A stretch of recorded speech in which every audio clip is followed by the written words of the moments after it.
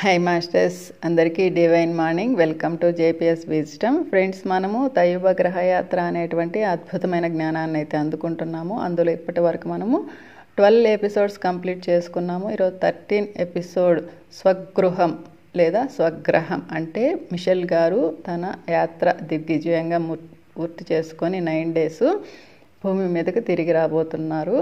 అయితే ఇప్పుడు మనం కొన్ని ఇంపార్టెంట్ విషయాలు ప్రస్తావించుకొని మనం బుక్లోకి వెళ్ళిపోదాం మాస్టర్స్. నేను మెడిటేషన్కి వచ్చిన కొత్తల్లో నాకు ఫస్ట్ టైం కనెక్ట్ అయింది మహావతార్ బాబాజీ గారు. అయితే ఆయన గురించి నేను బాబా సినిమాలో విన్నానే కానీ ఇంకా అంతకు మించి నాకు బాబాజీ గారి గురించి ఏమీ తెలియదు. అయితే మొట్టమొదటిగా నా విజన్లో వచ్చింది మాత్రం మహావతార్ బాబాజీ గారు. ఆ తర్వాత నాకు కనెక్ట్ అయింది జీసస్. అసలు జీసస్ గురించి కూడా నాకు ఏమీ తెలియదు, జస్ట్ జీసస్ అంతే. ఇంకా బైబిల్ గురించి కానీ అసలు ఏ విషయాలు నాకు తెలియదు మాస్టర్స్, ఎందుకంటే నేను వేటి మీద ఇంట్రెస్ట్ పెట్టేదాన్ని కాదు. అయితే జీసస్ గారు నాకు కనెక్ట్ అవ్వడం జరిగింది. అయితే పత్రి సారు గురించి నాకేం తెలీదు, జస్ట్ చూశాను. పత్రి సార్ గురించి కూడా నాకేమీ తెలియదు, ఆయన ఒక వ్యక్తి అనుకున్నాను. అయితే పత్రి సార్ రావడమే నాకు కాస్త నెగిటివ్గా కనెక్ట్ అయ్యారు. అయితే నెగిటివ్ అనడం కాదు, నాకు ఇంకొక కోణంలో కనెక్ట్ అవ్వడం జరిగింది. అందుకే నేను పత్రిసారిని యాక్సెప్ట్ చేయలేదు. అయితే రాను నేను పత్రిసారి గురించి తెలుసుకుంటున్నప్పుడు అసలు మహా అద్భుతమైన ఎన్నో విషయాలైతే నేను తెలుసుకుంటూ వచ్చాను. పత్రిసారి ఒక వ్యక్తి కాదు, ఒక మహోన్నతమైన శక్తి, ఆయన ఒక అనంతమైన చైతన్యం అని తెలుసుకుంటున్నాను. ఇంకా అసలు తెలుసుకునే కొద్దీ సార్ గురించి ఒక అనంతమైన సబ్జెక్ట్ మాస్టర్స్. ఇది అసలు చెప్పనలవి కాదు. అంతటి అద్భుతమైన పత్రిజీ గారి మార్గదర్శకత్వంలో నేను పయనించడం అనేది ఇది ఎన్ని కోట్ల జన్మలు ఎత్తినా దొరకని అదృష్టమని నేను భావిస్తాను. ఇంకా కూడా చెప్పాలంటే నేను ఇంకా అద్భుతమైన నా ఎక్స్పీరియన్స్ పత్రి సార్ని నేను బాడీ వెకేట్ చేయకముందు నేను సార్ని ప్రత్యక్షంగా చూడటం, సార్ని ఆయన పాదాలను స్పర్శించటం, ఆయన షేక్ హ్యాండ్ తీసుకోవటం, ఆయన ఆ యొక్క ఆరాలు ఫస్ట్ టైం 3 hours నేను లైవ్ మ్యూజిక్ మెడిటేషన్లో జాయిన్ అవటం, ఇది నా అద్భుతమైన అత్యున్నతమైన అనుభూతి మాస్టర్స్. అయితే ఇక్కడ పత్రి సారు మనకి జీసస్ గురించి ఏం చెప్పారంటే, బుద్ధుడు యొక్క కొడుకు రాహులుడు తర్వాతగా జీసస్గా జన్మ తీసుకున్నారని. ఇక్కడ జీసస్ బుద్ధుడు ఇద్దరు కూడా చైనాలో లావోట్సు చువాన్సు అని ఇద్దరు ఫ్రెండ్స్గా జన్మలు తీసుకుంటారు. వీళ్ళు చాలా అద్భుతమైన గ్రేట్ మాస్టర్స్ వీళ్ళు. ఇక్కడ తావోయిజం అని మనకి లావోట్సు ఒక అద్భుతమైన జ్ఞానాన్ని అందిస్తారు. ఇంకొకటి ఏంటంటే, ఇప్పుడు మనకి లివింగ్ మాస్టర్ శ్రీఎం గారని మదనపల్లిలో ఉంటారు. ఆయన చాలా అద్భుతమైన గ్రేట్ మాస్టర్.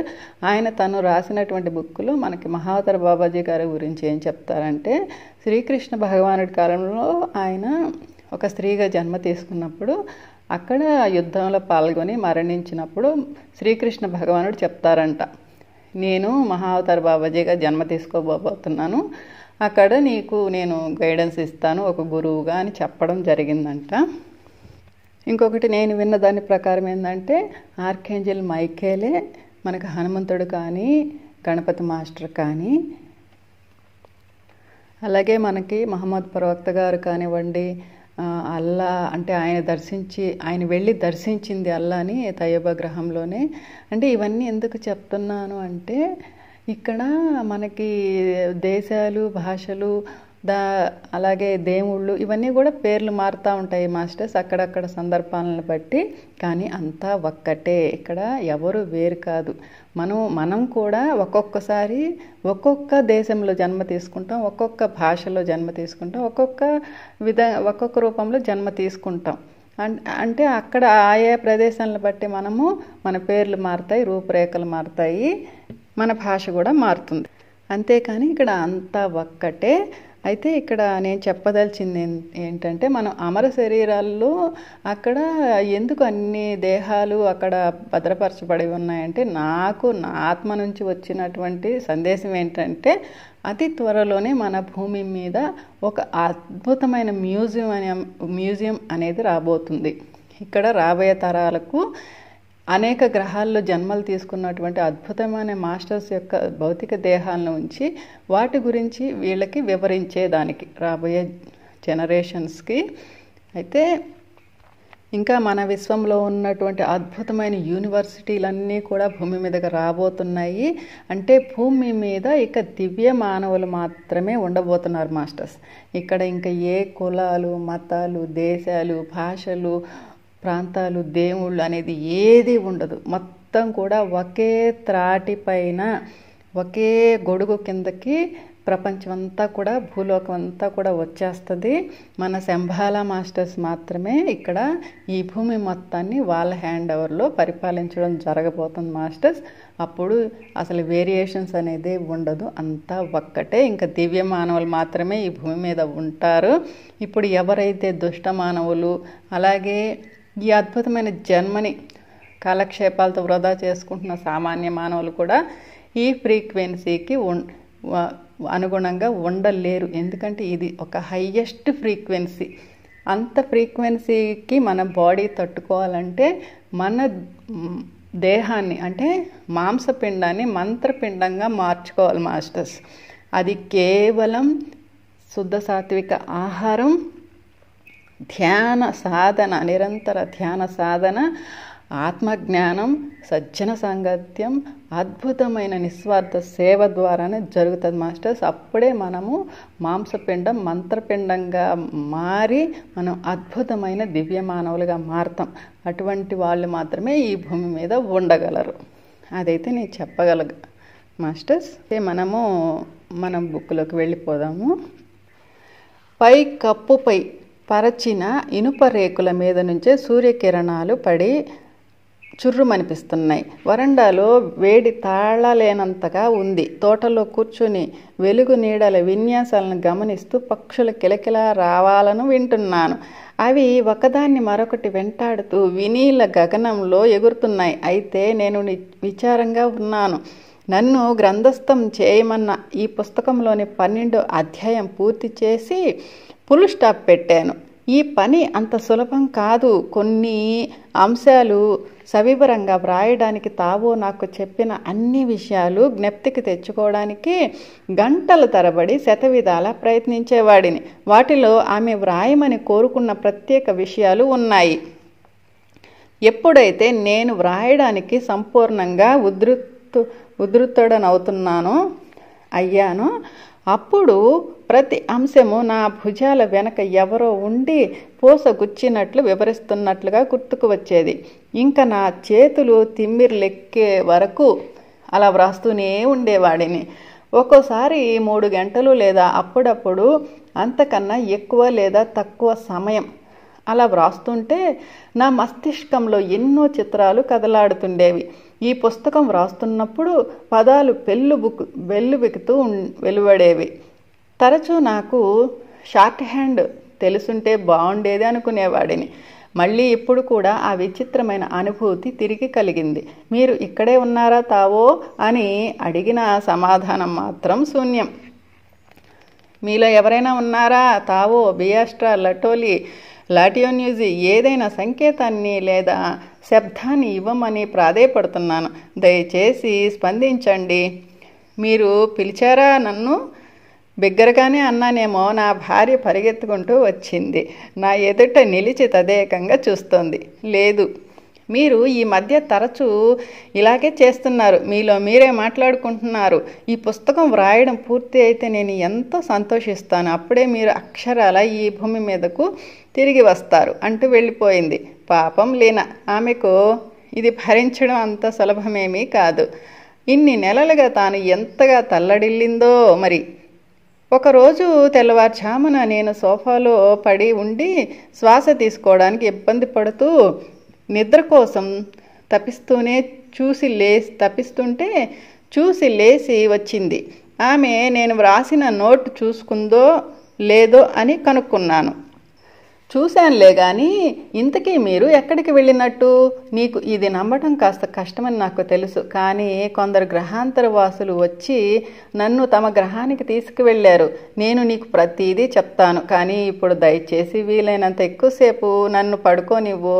నేను ఇక్కడే పడుకుంటాను కనుక నీకు ఏ ఇబ్బంది ఉండదు. మీరు అలసిపోవడానికి కారణం మరేమీ కాదు కదా? ఆమె స్వరంలోని చేదు తీపిలను ఆందోళనను నేను పసిగట్టాను. ఏది ఏమైనా ఆమె పడుకోనివ్వడంతో నేను ఏకదాటిగా 36 గంటలు మూసిన కన్ను తెరవలేదు. నాకు మెలకు వచ్చేటప్పటికీ లీనా నా మీదకు వంగి చూస్తోంది. ఒక నర్సు తీవ్ర అనారోగ్యంతో ఉన్న రోగిని పరిశీలిస్తున్నట్లు ఆందోళనగా ఉంది. ఎలా ఉంది అంది ఆమె. ఇప్పుడే డాక్టర్ను పిలిపించాను. నేను ఎప్పుడు మీరు ఇలా చాలాసేపు కనీసం పక్కకు కూడా తిరగకుండా నిద్రపోవడం చూడలేదు. ఇంకా నిద్రలో కలలుగంటూ ఏవో పేర్లు కలవరిస్తున్నారు. ఆర్కీ ఎవరు? మీరు ఆర్కీ అన్నారు. ఇంకా తావో ఇప్పటికైనా నాకు చెప్తారా? నేను నవ్వి ఆమెను ముద్దాడి అన్నీ చెప్తాను. అలా అన్న తర్వాత వేలాది మంది భర్తలు తమ భార్యలను ఏదైనా చెప్పబోయే ముందు ఇదే మాట చెప్తారనిపించి ఇంతకు అన్నీ అంటే ఆ ఉద్దేశం ఏమిటో అనుకున్నాను. ఏమాత్రం అసభ్యకరంగా ఉండకుండా సాధారణంగా ఉండేలా వివరించాలని భావించాను.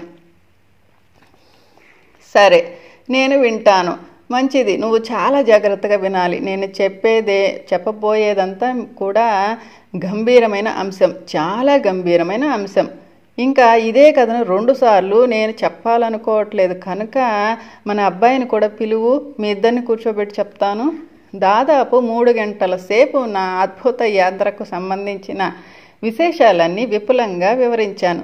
దేన్ని అంత త్వరగా సులభంగా నమ్మే స్వభావం లేని లీనా మాత్రం నా హావభావాలు, కొన్నిసార్లు నా స్వరంలోని తీవ్రతను, నా భావాల్లోని తపనను గుర్తించి ఈ విషయంలో నిజంగానే అద్భుతమైనదేదో జరిగిందని కనిపెట్టింది. ఓ వ్యక్తితో 20 ఏళ్లుగా సహజీవనం చేస్తున్నప్పుడు కొన్ని విషయాలు అర్థం కాకుండా పోవు కదా. ఇతర గ్రహాలపై పరిణితి చెందిన జీవుల మనుగడ వల్ల ఖచ్చితమైన అభిప్రాయాలు కలిగి ఉన్న మా పుత్రరత్నం నన్ను ప్రశ్నల పరంపరతో ముంచెత్తాడు. మీ దగ్గర ఏదైనా రుజువు ఉందా అని లీనా అనగానే నాకు తావ మాటలు మదిలో మెదిలాయి. వారికి రుజువు కావాలి మిషెల్, ప్రతిసారి మరింత రుజువును ఆశిస్తారు. అయితే ఈ ప్రశ్న స్వయంగా నా భార్య నుంచే ఎదుర్కోవడంతో నేను కాస్త నిరుత్సాహపడ్డాను. లేదు, ఏమీ లేదు. నేను వ్రాయబోయే గ్రంథం చదివితే సత్యమే చెబుతున్నానని మీరు తెలుసుకుంటారు. నమ్మకం ఉంటే సరిపోదు, మీ అంతటా మీరు తెలుసుకుంటారు. నా స్నేహితురాళ్లతో మా వారు తయూపగ్రహం నుంచి ఇప్పుడే తిరిగి వచ్చారు అని చెప్తే ఎలా ఉంటుందో మీరే ఊహించుకోండి. ఈ విషయాన్ని గురించి ఎక్కడా మాట్లాడవద్దని నేను వారిని కోరాను. ఎందుకంటే నన్ను మొదట గ్రంథస్థం చేయమని ఆదేశించారే కానీ చర్చించమని కాదు కదా. ఏ సందర్భంలో అయినా అలా చేయడమే భావ్యం. ఎందుకంటే మాటలైతే గాలిలో కలిసిపోవచ్చు, కానీ అక్షరాలకు క్షరం ఉండదు. అలా రోజులు నెలలు గడిచిపోయి ఎలాగైతే పుస్తకం పూర్తిగా వచ్చింది. ఇంకా మిగిలిన పని ప్రచురించడమే. ఈ అంశంపై తావో నాకు కొన్ని సమస్యలు ఎదురవుతాయని చెప్పారు. భూమికి తిరిగి వస్తుండగా స్పేస్ క్రాఫ్ట్లో నేను అడిగిన ఓ ప్రశ్నకు సమాధానం ఇస్తున్నప్పుడు ఇలా అన్నారు. స్పేస్ క్రాఫ్ట్ ఈ పదం ఎన్నో విషయాలను స్ఫురణకు తెస్తుంది. ఆ రోజు సంధ్యవేళ బీచ్లో మిణుకుమనే చిన్న నక్షత్రాన్ని చూపించి అదే మన సూర్యుడు అని తావో చెప్పినప్పుడు నేను ఆ మాటలను జీర్ణం చేసుకోలేకపోయాను. ఆ తర్వాత మేము వెంటనే విహార వేదికపై మరో మాట మాట్లాడుకోకుండా అంతరిక్ష నౌకాశ్రయానికి బయలుదేరాము. నిష్క్రమించడానికి మా కోసం వేచి చూస్తున్న స్పేస్ షిప్ తక్షణమే బయలుదేరింది. సాగర తీరం నుంచి అంతరిక్ష నౌకాశ్రయానికి విహార వేదికలపై మేము పయనిస్తూ వస్తున్నప్పుడు ఆ చీకటిలో నా సహచరుల ఆరాలు యథావిధిగా దేదీప్యమానంగా ప్రకాశించకపోవడం నేను గమనించాను. ఆ వర్ణాలు నిస్తేజంగాను వారి శరీరాలకు దగ్గరగాను ఉండడం నాకు వ్యత్యాసంగా అనిపించింది. అది నన్ను విస్మయపరిచినప్పటికీ మౌనం దాల్చాను. అంతరిక్ష నౌకలోకి ప్రవేశించాక కూడా మేము దగ్గరలో ఉన్న మరో గ్రహానికి ప్రత్యేక నౌకలో పర్యటించబోతున్నామేమో అని భావించాను. తావో నాకు ఏమీ చెప్పలేదు. మా నిష్క్రమణ ఎలాంటి హడావిడికి అవకాశం ఇవ్వకుండా అతి సాధారణ నియమానుసారంగా జరిగిపోయింది. నా కళ్ళ ముందర ఆ స్వర్ణగ్రహం శీఘ్రమే సూక్ష్మంగా మారుతుంటే మరికొన్ని గంటల్లో లేదా మరుసటి రోజు మళ్ళీ దాన్ని చేరుకుంటానులే అనుకున్నాను. తావో తిరిగి ప్రసంగాన్ని కొనసాగించేలాగా కొన్ని గంటలు క్షణాల్లా దొర్లిపోయాయి. మిషెల్, మా విచారాన్ని మీరు గమనించారని నాకు తెలుసు. కొన్నిసార్లు వీడుకోలు ఎంతో బాధను కలిగిస్తుంది అన్నది వాస్తవం. నేను నా సహచరులు మీతో చక్కని సాన్నిహిత్యాన్ని పెంచుకున్నాము. ఇంకా మా బాధ ఎందుకంటే ఈ ప్రయాణాంతంలో మనం విడిపోవాలి. మనం మిమ్మల్ని మళ్ళీ మీ గ్రహానికి తీసుకువెళ్తున్నాము. మళ్ళీ నా కడుపులో మెలితిప్పినట్లుగా బాధ కలిగింది. మనం చాలా త్వరగా విడిపోతున్నామని అనుకోకండి. తనకు ఇష్టమైన ప్రదేశాన్ని ఎవరైనా వదిలి వెళ్తుంటే ఎంత బాధగా ఉంటుందో మా గ్రహం, మా సాహచర్యం మీకు అమితంగా నచ్చిందని నాకు తెలుసు. ఇదే నా చివరి రాత్రి లేదా నేను దీన్ని చివరిసారిగా చూస్తున్నాను అనుకోవడం చాలా కష్టంగా ఉంటుంది. నేను క్రిందకి చూశాను. నిజంగా చెప్పడానికి ఏమీ లేదు. మరికొంత సమయం నిశ్శబ్దం రాజ్యమేలింది. నా కీళ్ళు అవయవాలన్నీ బిగుసుకుపోయినట్లు భారంగా అనిపించాయి. నెమ్మదిగా నా తలను తావో వైపు తిప్పి ఆవిడను రహస్యంగా గమనించసాగాను. నిజంగానే ఆమె ఎంతో విచారంగా ఏదో కోల్పోతున్నట్లు బాధగా కనిపిస్తున్నారు. హఠాత్తుగా నాకు తెలిసింది ఆమె ఆరా. తావో, నాకేం జరుగుతోంది? మీ ఆరాను ఏమాత్రం చూడలేకపోతున్నాను. అది సాధారణమే మిషెల్. గ్రేట్ తావోరి మీకు అందించిన 2 బహుమతులు, ఆరా చూడడం మరి భాషలను అర్థం చేసుకోవడం అనేది ఈ గ్రహంపై మీ జ్ఞాన సముపార్జనలో సాధనాలుగా పరిమిత కాలం వరకే అనుమతించబడ్డాయి. ఈ సమయం గడిచిపోయింది. ఇంకా ఆ వాస్తవాన్ని గ్రహించి చింతించడంలో అర్థం లేదు. అవి కేవలం బహుమతులే. మీరు మొదట మమ్మల్ని కలిసినప్పుడు మీకు అవి లేవు. మీరు మీతో తీసుకువెళ్తున్నది ఏమిటంటే కోట్లాది మంది మీ సహచరులు మీ నుంచి గ్రహించబోయే ఆధ్యాత్మిక జ్ఞానం. దానికన్నా ఆరాలు చూడగలగడం, భాషలను అర్థం చేసుకోగలగడం అంత ప్రాధాన్యమైనదని మీరు భావిస్తున్నారా? ఆమె వాదనకు నేను సానుకూలంగా స్పందించినా ఈ వ్యక్తుల చుట్టూ ఉన్న కాంతి క్షేత్రాన్ని చూడటానికి అలవాటు పడినందువల్ల ఎంతో కొంత అసంతృప్తిగానే ఉందని ఒప్పుకోక తప్పదు. బాధపడవద్దు మిషెల్, నా ఆలోచనలు గ్రహించి తావు అన్నారు. మీ గ్రహంపై ఉన్న చాలామందికి ప్రకాశవంతమైన ఆరాలు ఉండవు, సరికదా? వారి ఆలోచనలు, ఆందోళనల్ని కూడా ఆధ్యాత్మికమైనవి కాక భౌతికమైనవి అయినందువల్ల ఆరాలు కూడా నిస్తేజంగా మందకొడిగా ఉంటాయి. వాటిని చూసి మీరు నిరాశ చెందుతారే తప్ప ఆనందించరు. మరింత సన్నిహితంగా ఆవిడ పరిశీలించినప్పుడు ఇంకా ఆమెను చూడబోననే వాస్తవం నా తలంపుకు వచ్చింది. భారీ పరిమాణంలో ఉన్నప్పటికీ ఆమె ఎంతో తీర్చిదిద్దినట్లుగా ఉన్నారు. ముగ్ధ మనోహరమైన ఆ ముఖంలో ఒక్క ముడత కూడా లేదు. ఆ నోరు, ముక్కు, కనుబొమ్మలు అన్నీ ఎంతో చక్కగా ఉన్నాయి. అంతవరకు నా సుప్త చైతన్యంతో వేధిస్తున్న ప్రశ్న ఒకటి అకస్మాత్తుగా అసంకల్పితంగా నా మనస్సులోంచి బయటకు వచ్చింది. తావో, మీరు ద్విలింగ జీవులుగా ఉండడానికి కారణం ఏమైనా ఉందా? అవును, ఉంది. అది ఎంతో ప్రాధాన్యత కలిగింది. ఈ ప్రశ్న ముందుగానే అడగలేదని నేను ఎంతో ఆశ్చర్యపడ్డాను కూడా. చూడండి, మేమంతా ఉన్నత వర్గ గ్రహంపై మనుగడ సాగిస్తున్నందువల్ల మా భౌతిక పదార్థాలన్నీ కూడా మీరు స్వయంగా చూసినట్లే ఉన్నతంగా ఉంటాయి. మా విభిన్న శరీరాలు అంటే భౌతిక శరీరంతో సహా అన్నీ ఉన్నతంగానే ఉంటాయి. సాధ్యమైనంత పరిణితి సాధించాము. మేము మా శరీరాలను పునరుత్పత్తి చేయగలము, మరణించకుండా నిరోధించగలము, పునరుద్ధానం చేయగలము, కొన్నిసార్లు సృష్టించగలము కూడా. అయితే భౌతిక శరీరంలో సూక్ష్మ శరీరంలాగే ఇతర శరీరాలు కూడా ఉంటాయి. వాస్తవానికి 9 శరీరాల సమిష్టి కలయికే మన అస్తిత్వం. ఈ సమయంలో మనకు ఆసక్తికరమైనవి ప్రాణమయ శరీరం నుంచి ప్రాణమయ శరీరం మరి మనోమయ శరీరం. ప్రాణమయ శరీరం అనేది భౌతిక శరీరాన్ని నేరుగా ప్రభావితం చేస్తుంది. మన ప్రాణమయ శరీరంలో 6 ప్రధాన శక్తి క్షేత్రాలు ఉంటాయి. వాటిని మేము కెరోలాస్ అంటే మీ గ్రహంపై ఉండే యోగులు చక్రాలు అని సంబోధిస్తారు. ప్రధానమైన చక్రం మీ 2 కనుల మధ్య నాసికా రంధ్రానికి 1.5 సెంటీమీటర్ల పైన నెలకొని ఉంటుంది. మీ ప్రాణమయ శరీరానికి అది మెదడు లాంటిది. భౌతిక శరీరంలోని మెదడుకు వెనుక భాగంలో సరిగ్గా అదే స్థాయిలో ఉండి పీనియల్ గ్రంథికి అనుసంధానమై ఉంటుంది. ఈ చక్రంపై తన చేతి వేలును ఉంచడం ద్వారా తావోరి మీకు అన్ని భాషలను అర్థం చేసుకునే సామర్థ్యాన్ని శక్తిపాతం చేశారు. ఇక ప్రాణమయ శరీరంలో లైంగిక అవయవాల దిగువన అతి ముఖ్యమైన శాక్రల్ చక్రాన్ని మూలాధార చక్రం అని మీ యోగులు అంటారు. దీనికి ఎగువన వెన్నెముక కలుసుకునే చోట స్వాధిష్టాన చక్రం ఉంటుంది. కుండల్ని చుట్టుకొని వెన్నెముక చివరి భాగంలో విశ్రాంతి తీసుకుంటూ ఉంటుంది.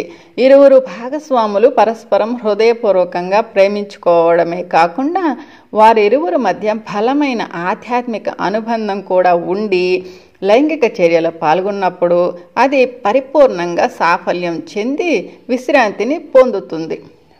ఆ సమయంలో ఆ పరిస్థితుల్లో మాత్రమే బహుమతులను మనోమయ శరీరానికి కానుకగా అందిస్తుంది.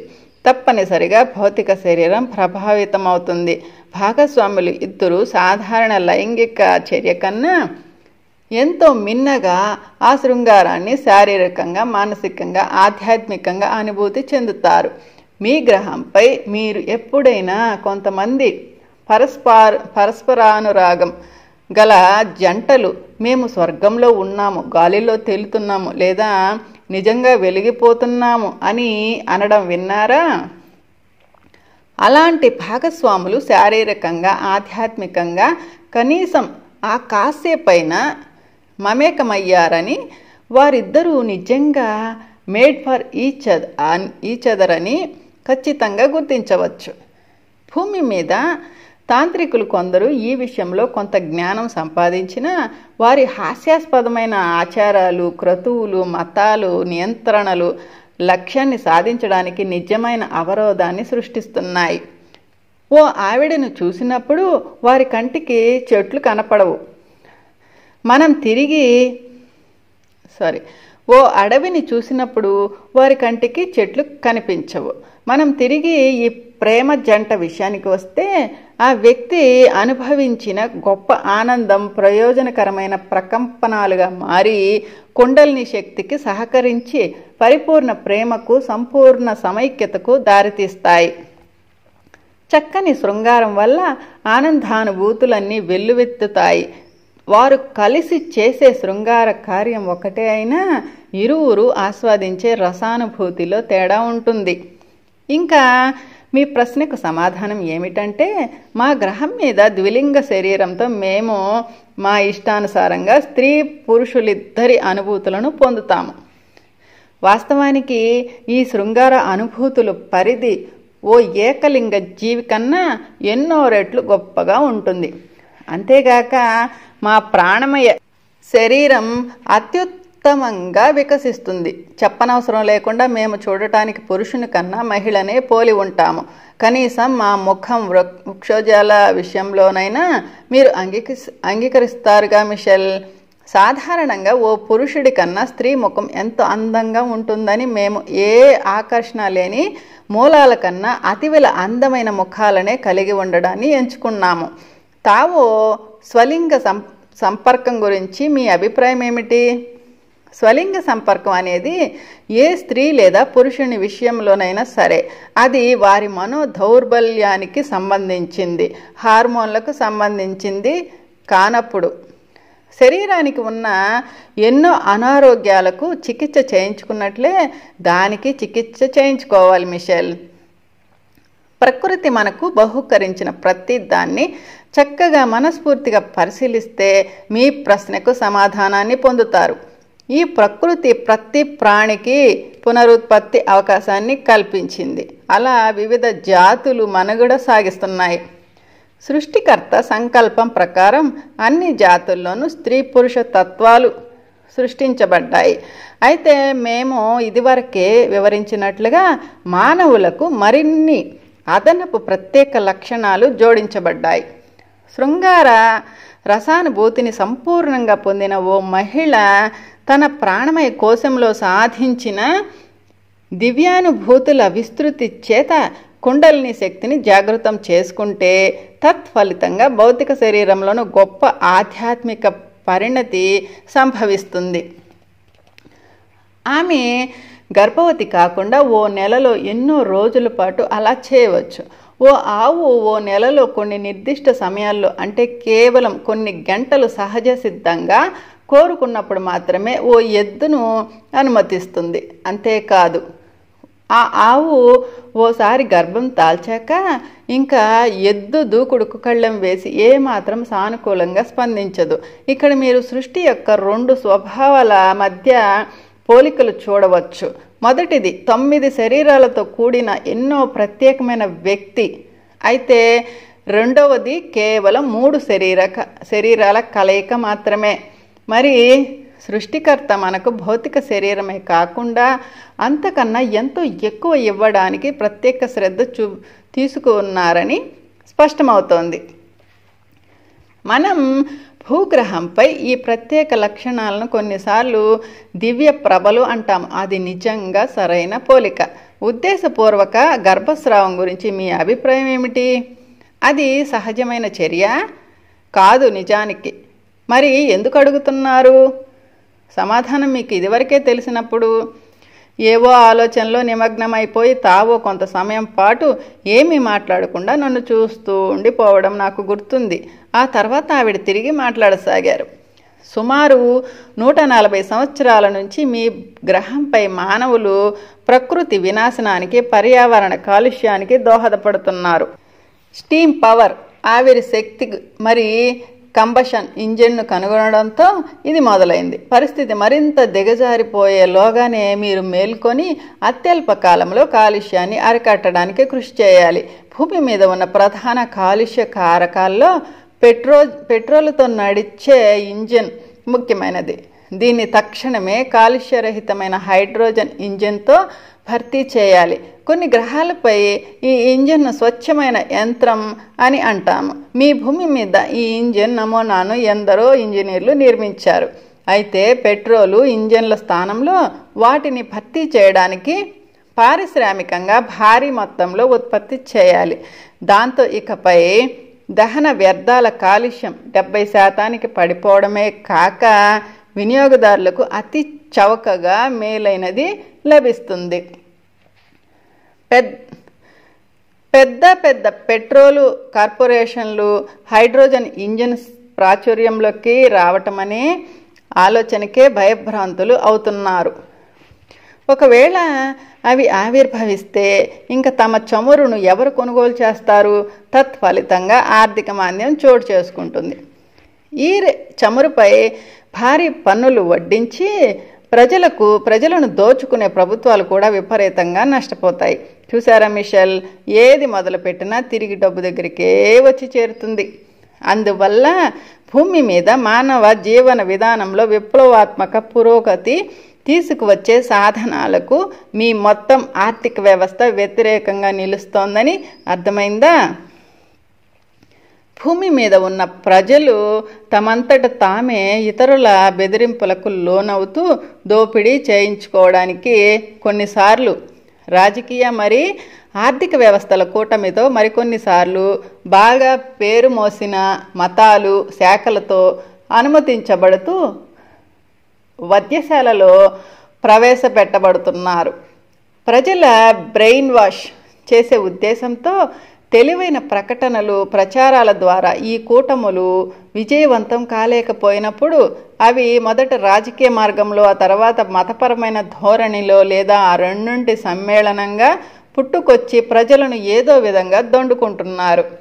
మానవాళి శ్రేయస్సును ఆకాంక్షించి చిరస్మరణీయమైన ప్రభావం చూపించిన వారిలో మార్టిన్ లూథర్ కింగ్ ఒకరైతే మహాత్మా గాంధీ మరో ఉదాహరణ. ఈ భూమి మీద ఉన్న ప్రజలు తమను తాము అవివేకులుగా భావించడానికి ఎంత మాత్రం అనుమతించరు. అందుకే వారు ప్రజాస్వామ్య విరుద్ధంగా ఎన్నుకున్న నేతల చేత గొర్రెల మందలాగా వైద్యశాలకు పరుగు తీస్తారు. అలాంటి ప్రజలే అత్యధికులు.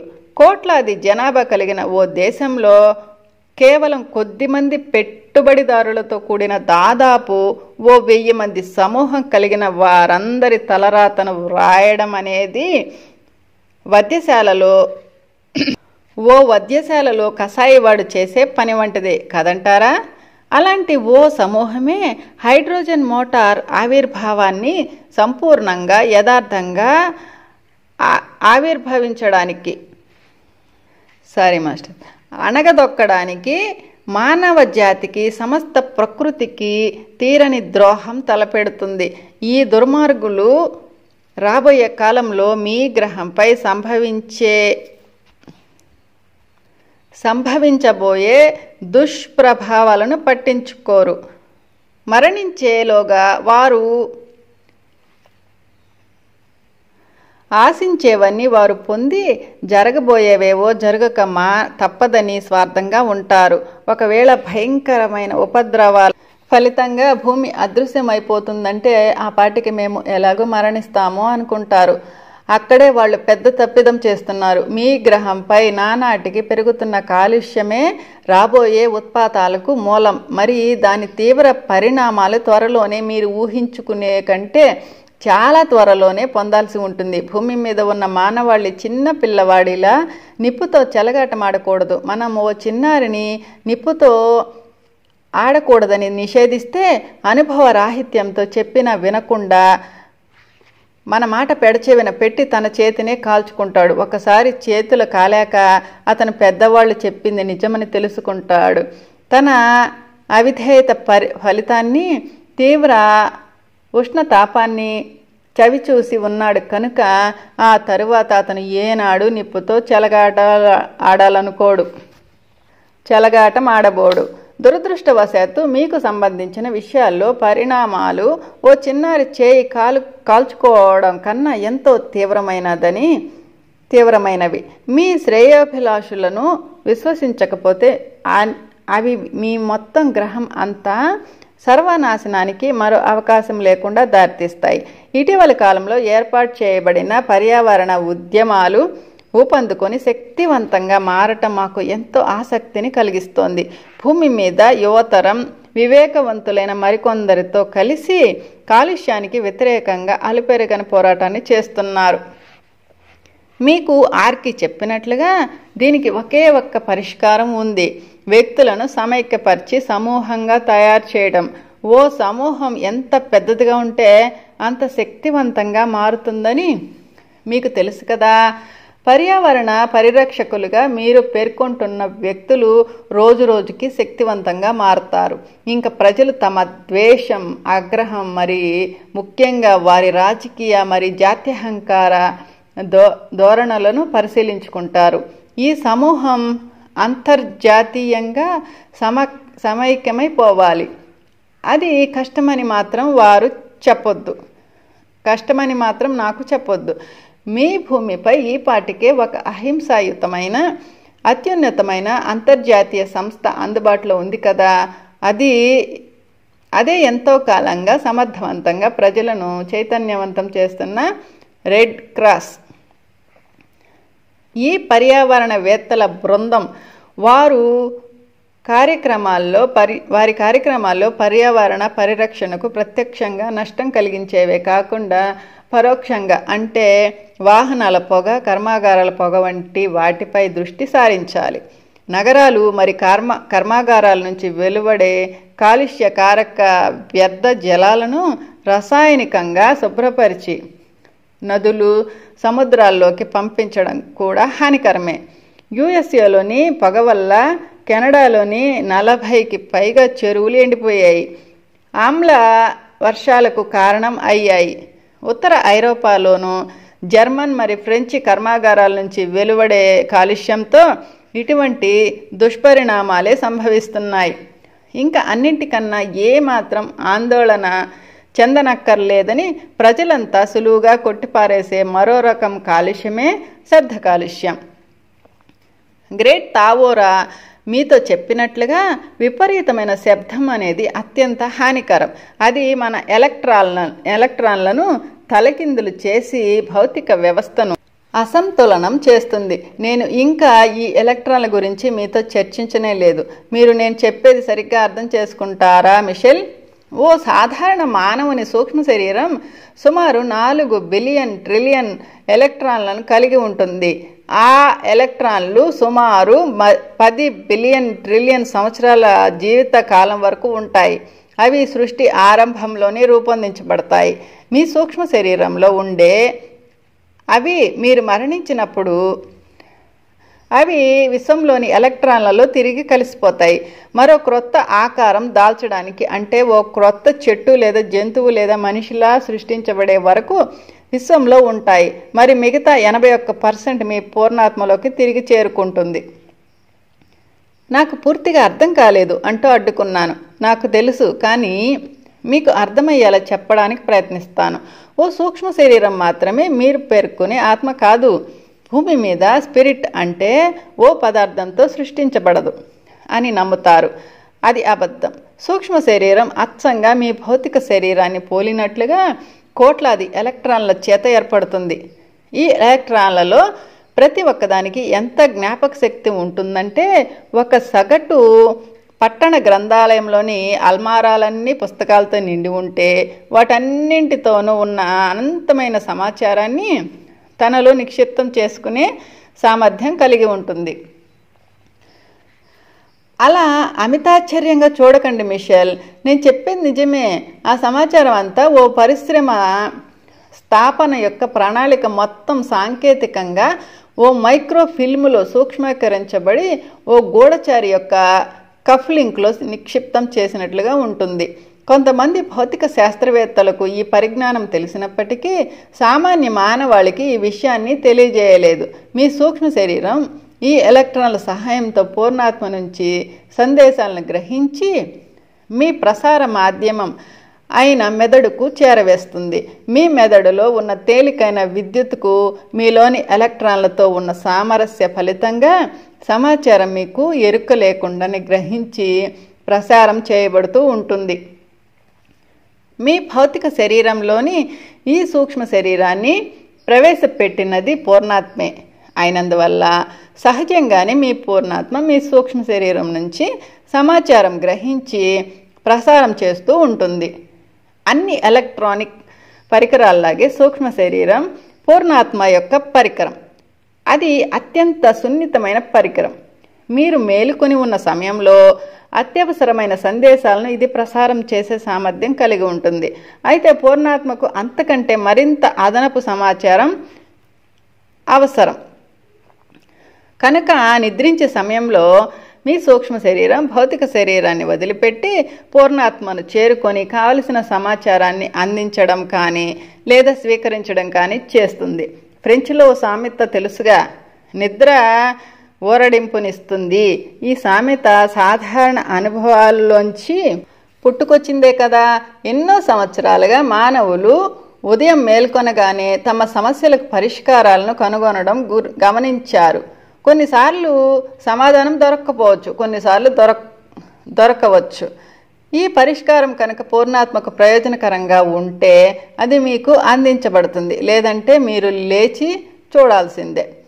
ప్రస్తుతం ఆధ్యాత్మికంగా పురోగమించి పురోగమించిన మరి ప్రత్యేక వ్యాయామాల ద్వారా తమ భౌతిక శరీరాల నుంచి సూక్ష్మ శరీరాలను విడదీయగల సామర్థ్యం కలిగిన వ్యక్తులు తెలుపు నీలం రంగు దారం తమ భౌతిక శరీరంతో సూక్ష్మ శరీరాన్ని అనుసంధానం చేసిందని స్పష్టంగా గ్రహిస్తారు. అలాగే సూక్ష్మ శరీరాలు విడివడినప్పటికీ కనిపిస్తాయి. ఈ సూక్ష్మ శరీరాన్ని ఏర్పరిచిన ఎలక్ట్రాన్స్ సిల్వర్ కార్డ్ కనిపించేలా చేస్తాయని అర్థమవుతుంది. నేను మాట్లాడుతున్నదంతా అర్థం చేసుకుని ఉంటారు కదా.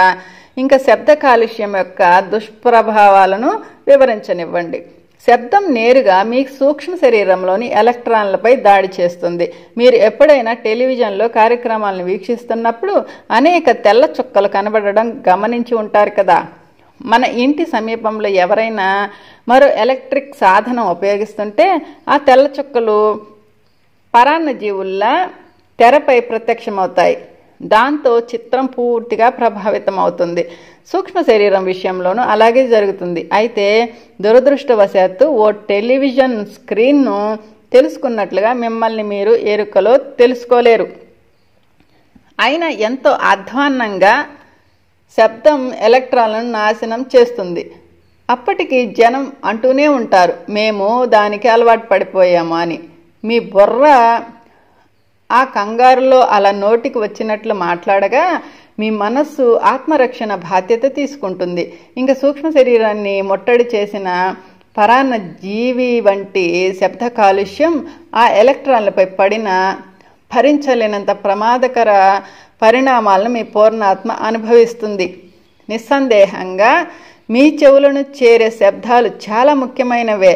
కొన్ని ప్రత్యేక స్వరాలు పరవశంతో మిమ్మల్ని తన్మయత్వంలో ముంచెత్తడానికి, మరికొన్ని వినడానికి బాగానే అనిపించినా మీపై ఏ ప్రభావం చూపవు లేదా కొన్నిసార్లు కంపరం పుట్టించగలవు. ఉదాహరణకు ఈ ప్రయోగాన్ని ప్రయత్నించండి. మీకు ఎంతగానో నచ్చే తేలికైన వయలిన్, పియానో లేదా వేణునాదాన్ని ఎంత బిగ్గరగా విన్నా కూడా మీరు ఊహించినట్లుగా మీ చెవి లోపలి భాగాలకు ఏ బాధ ఉండదు.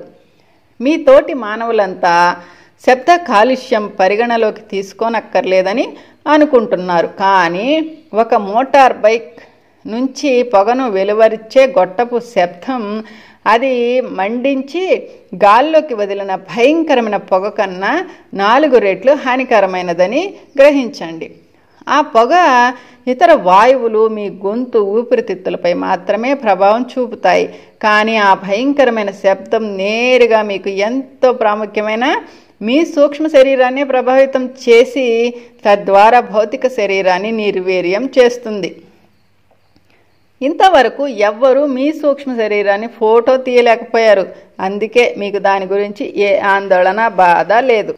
మీ భూలోక వాసులంతా రుజువును కోరుకుంటారు కనుక మనం దీన్ని పరిగణలోకి తీసుకుందాం. భూమి మీద నిజాయితీగా మేము దెయ్యాలను చూశామని చెప్పుకునేవారు ఉన్నారు. నేను కుహనా మేధావుల గురించి మాట్లాడడం లేదు. వారు కేవలం సూక్ష్మ శరీరంలో లేని 19 డిగ్రీల ఎలక్ట్రాన్లు మాత్రమే చూస్తారు.